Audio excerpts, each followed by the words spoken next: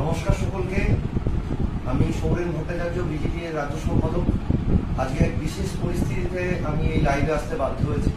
আজকে আপনারা সকালেই আমরা বিপর্যয়ের খবর পেয়েছি, এক দুর্ভাগ্যজনক খবর পেয়েছি যে কলকাতা হাইকোর্টের ডিভিশন বেঞ্চ যা তৈরি হয়েছিল সুপ্রিম কোর্টের নির্দেশে, যা 2016 সালের শিক্ষক ও শিক্ষাকর্মী নিয়োগের যে নিয়োগ প্রক্রিয়া, তাতে যে দুর্নীতি হয়েছে তা তদন্ত করছিল এবং সেই তদন্তের ভিত্তিতে আজকে রায় প্রদান করেছে যে 2016 সালের টোটাল নিয়োগটাই বাতিল করা হয়েছে। যদিও রায়ের কপি আমরা এখনো পাইনি, তবুও যেটুকু আমরা খবর শুনেছি তার ভিত্তিতে কিছু কথা বলতে চাই যে আজকের এই রায়ের জন্য একমাত্র দায়ী হচ্ছে রাজ্য সরকার। রাজ্য সরকারের চূড়ান্ত অনৈতিকতা, চূড়ান্ত অসহযোগিতা তদন্ত চলাকালীন আদালতকে বাধ্য করেছে এই রায় দিতে। আদালত বহুবার ইঙ্গিত দিয়েছিল যে এসএসসি বা রাজ্য সরকার যদি সদিচ্ছা দেখায়, যদি যারা ভুল পথে চাকরি পেয়েছে, যারা চুরি করে চাকরি পেয়েছে, যারা পয়সা দিয়ে চাকরি পেয়েছে, তাদের যদি তথ্য তুলে দেয় বা তাদেরকে যদি নিয়োগ বাতিল করে, রাজ্য সরকারের সে ক্ষমতা ছিল, এসএসসি সে ক্ষমতা ছিল, তাহলে কিন্তু রায়টা অন্যরকম হতে পারত।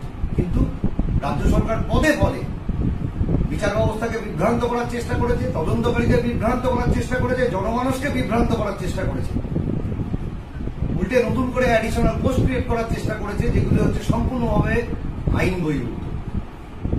যারই ফলশ্রুতি স্বরূপ আজকে আমরা দেখতে পাচ্ছি আদালত বাধ্য হয়ে সমস্ত নিয়োগটাকেই বাতিল করে দিয়েছে। এটা অত্যন্ত দুর্ভাগ্যজনক এবং আমরা বিজেপি রাজ্য কমিটির তরফ থেকে আমাদের অবস্থান খুব স্পষ্ট করে জানাতে চাই যে অবিলম্বে রাজ্য সরকারের উচিত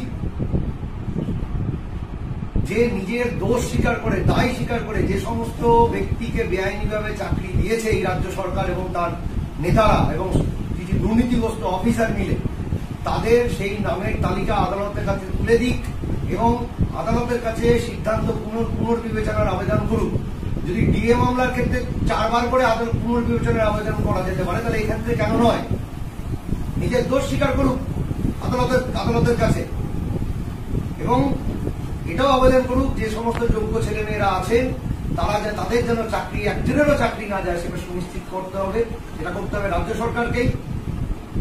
নাম্বার 2, যে সমস্ত বেআইনি পথে চাকরি পেয়েছেন তাদের বরখাস্ত করার পরে যে শূন্য পদ তৈরি হলো, সেই শূন্য পদে আমাদের রাস্তায় যে সমস্ত ভাই বোনেরা বসে আছে তাদের অবিলম্বে নিয়োগ করতে হবে এবং দুর্নীতিগ্রস্ত নেতা অফিসারদের কঠোর থেকে কঠোরতম সাজা দিতে হবে এবং যারা দুর্নীতি করে চাকরি পেয়েছেন তাদেরকেও দৃষ্টান্তমূলক সাজা দিতে হবে এবং তাদের সমস্ত মাইনেও ফেরত দিতে হবে। বিজেপি এর রাজ্য কমিটির তরফ থেকে আরো আমরা জানাচ্ছি যে সমস্ত আমাদের যোগ্য সদস্যরা রয়েছেন, যারা যোগ্যভাবে চাকরি পেয়েছেন, আমরা সর্বতভাবে তাদের পাশে থাকবো। আপনারা এই মুহূর্তে ভেঙে পড়বেন না, বরং একজোট হন। আপনাদের এই দুর্দশার জন্য যদি কেউ দায়ী থাকে সেটা শুধুমাত্র রাজ্য সরকার দায়ী, আর কেউ দায়ী নয়। আদালত কোনোভাবেই দায়ী নয়। আদালতকে বাধ্য করা হয়েছে এই রায়টা দেওয়ার জন্য। ফলে আপনারা একজোট হন, সংঘবদ্ধ হন, রাজ্য সরকারের বিরুদ্ধে সর্বোচ্চ আন্দোলন গড়ে তুলুন। আমরাও একই রকম ভাবে আপনাদের সঙ্গে থাকবো, আপনাদের আইনি সহায়তা দেব। আমরা অলরেডি উকিলদের সঙ্গে কথা বলছি আজকে এবং একই সঙ্গে রাস্তায় নেমে লড়াই করতে হবে আপনাদের।